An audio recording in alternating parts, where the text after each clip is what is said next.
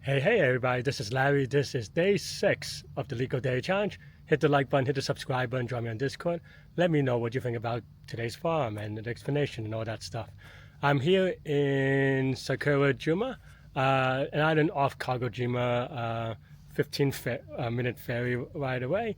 And yeah, I'm here in Japan. I'm just enjoying the mountain and hope you enjoyed this background and also yeah, and also maybe let me focus that just for a second. Uh, and also the video, and maybe I'll do a drone now.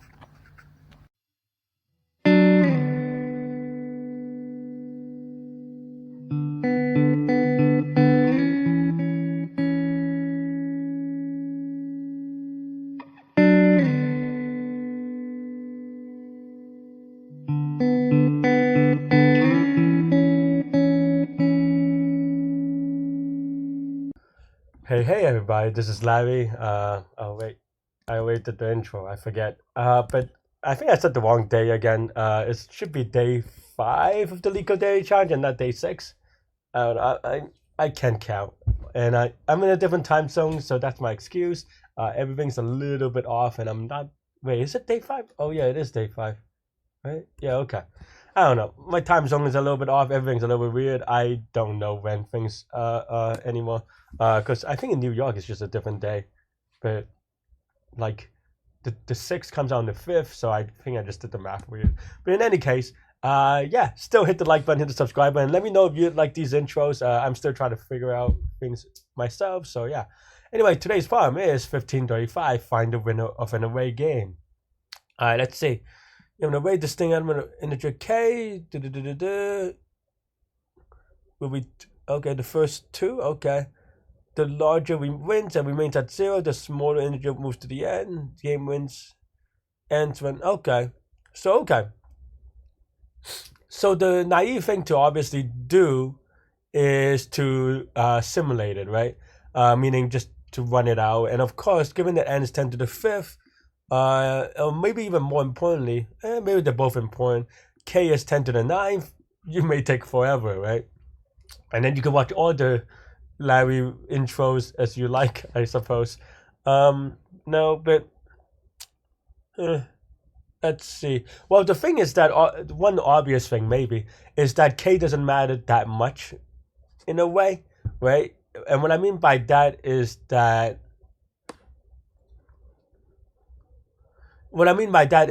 if K is more than N, then you have to beat everybody, and you beat everybody, you're gonna always beat everybody, right?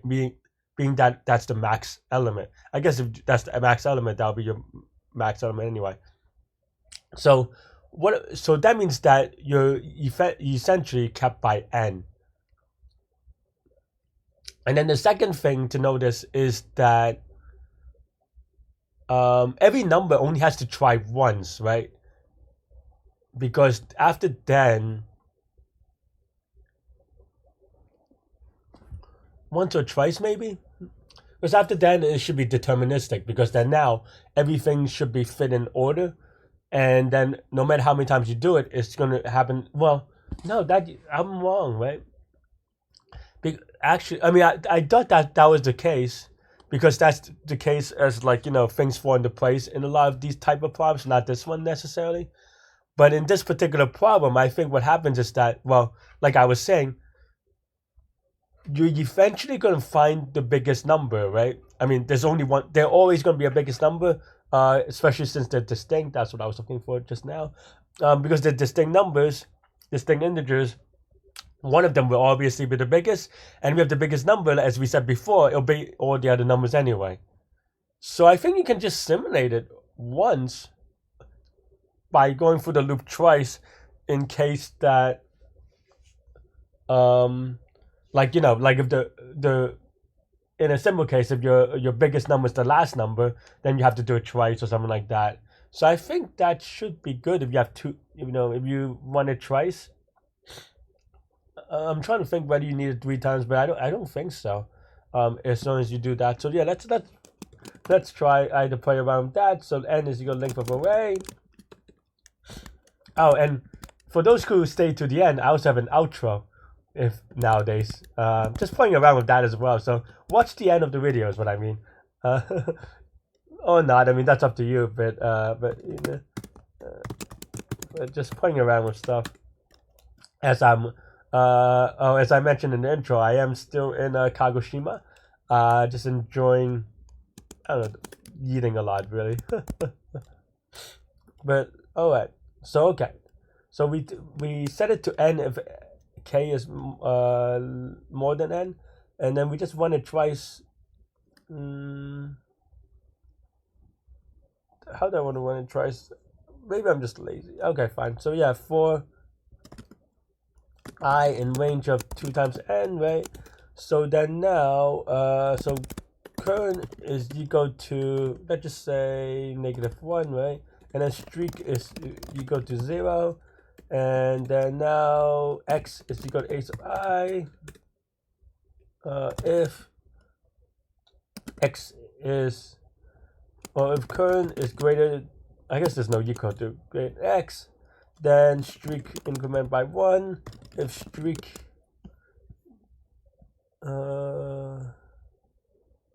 oh yeah. I was gonna say like which one if they're multiple tiebreakers, but I guess in this case it's just the first one that wins. So if streak is 0k, we return current. Right?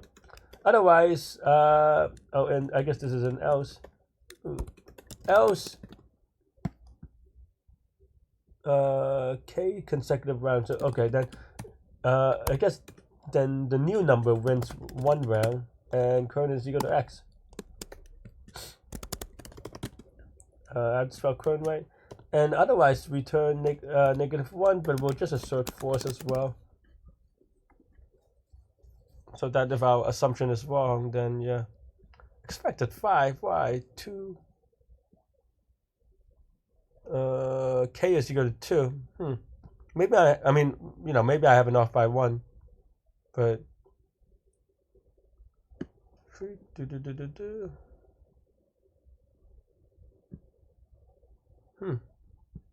I get the second one's right? Okay, fine.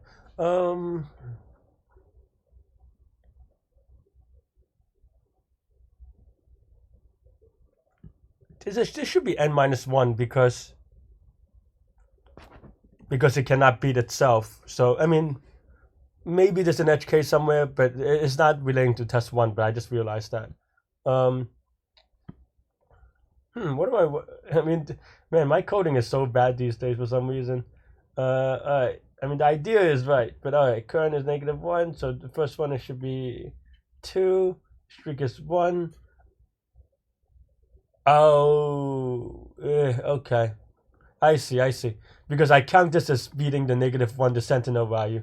How did I fix that? Okay, fine. I think we just okay, fine. I thought I could maybe use a good sentinel value, but I was wrong, I suppose. And also I fixed it, but then I fixed it incorrectly. Okay, because you didn't win anything yet. Alright, there you go. Let's give it a...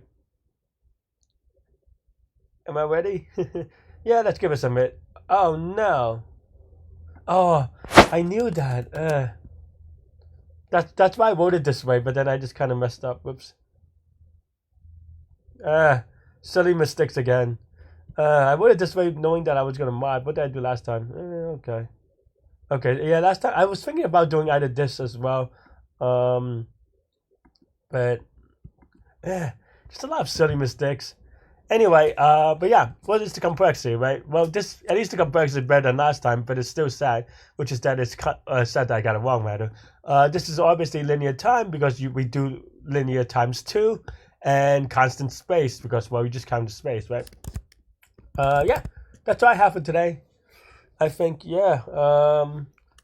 I think all the observations I already point out, I don't think there's any focus here, but I think the idea is that, you know, just thinking through it one at a time, one step at a time, try to figure out how to like get the timing down, right? Otherwise, it's going. If you do it sloppily, it's at worst, well, just going to be O of k, which is very big, but maybe even n squared if you're not super careful for whatever reasons.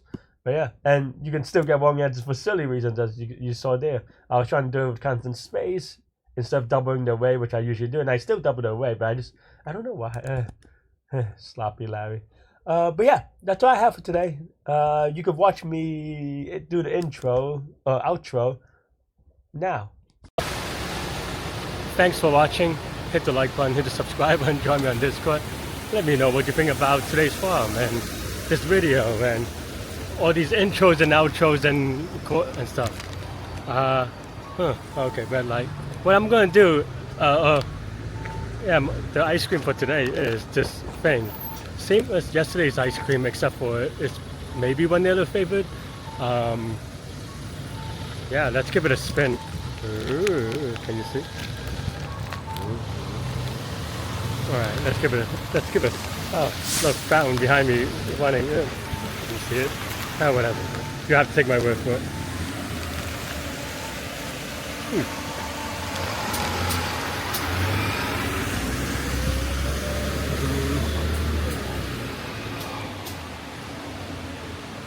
Brain freeze. Actually, it was very good. It's either coffee flavored or caramel flavored or something like this. Super recommended. Anyway, that's all I have for today. I'll see you later. And brain freeze. Stay good, stay healthy, to good mental health. I'll see y'all later and take care. Bye bye.